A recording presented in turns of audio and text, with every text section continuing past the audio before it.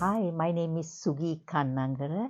I'm an Australian of Sri Lankan origin. My ethnicity is not so important to me because I didn't choose it, but my religion is. So by practice, I'm a Buddhist.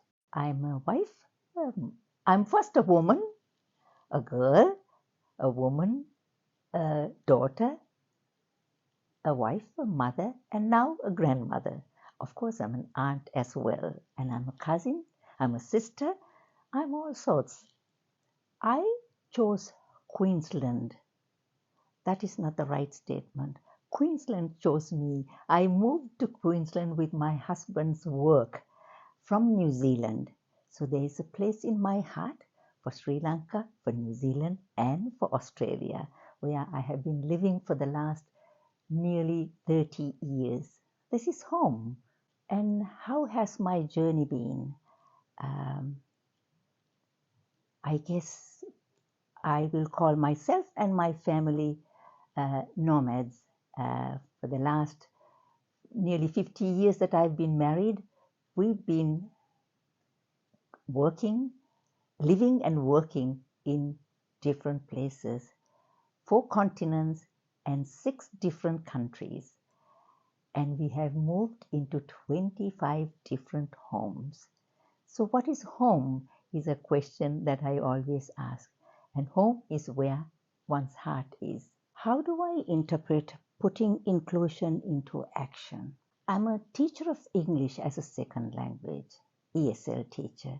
So, having been in a classroom for many years with diverse people speaking different languages, and then later as a refugee settlement worker here in Australia, in Brisbane, working for Australian Red Cross, um, I had the good fortune to meet diversity in its very best way.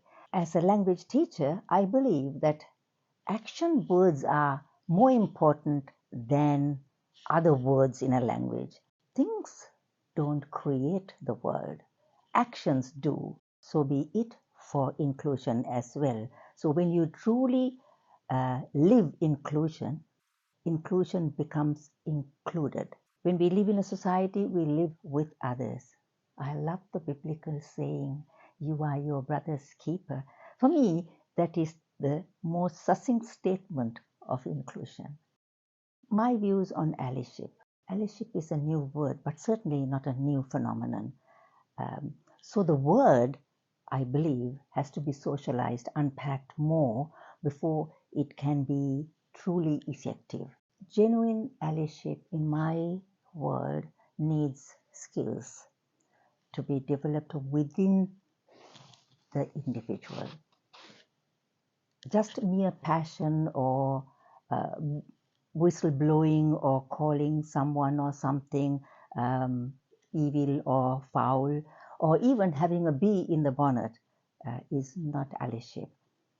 In my experience, allyship comes from agenda-less compassion, developed through conscious, willful training of skills of the heart.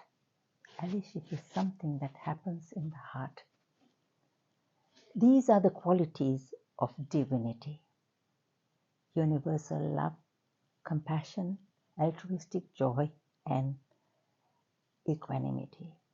The seed of allyship in my world is there in the human being. It has to be nurtured to its maturity. As an ESL teacher and a settlement worker, I had the good fortune of interacting with a diverse range of individuals and communities. The shock really was the realization of how similar people are in their hopes and wishes, in their needs and aspirations, and how diverse and different each individual was in their approach and attitude to everything in life. So I embarked on a journey that was going inward, scrutinizing my own experiences and behaviors as a migrant woman, as a mother, as a teacher, and of course as a worker in the community. Let's say the experience made me a better person.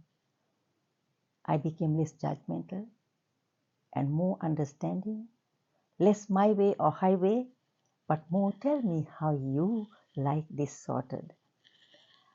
I realized that listening was far more important than having an opinion, because opinions change every time you have new information. In my experience, inclusivity means genuine understanding of oneself that morphs then into a deep and meaningful understanding of human nature. If I accept my human nature, then I will have the understanding and the empathy and the skills to accept the other person's human nature. Discernment is natural, healthy behavior. Anti-inclusion that manifests in racism is harmful learned behavior. And as a teacher, I know what is learned can be unlearned, one person at a time. It is a journey of discovery. To embark on such a journey is to touch divinity in my words. I love the Hindu greeting Namaste, which means I see the God in you.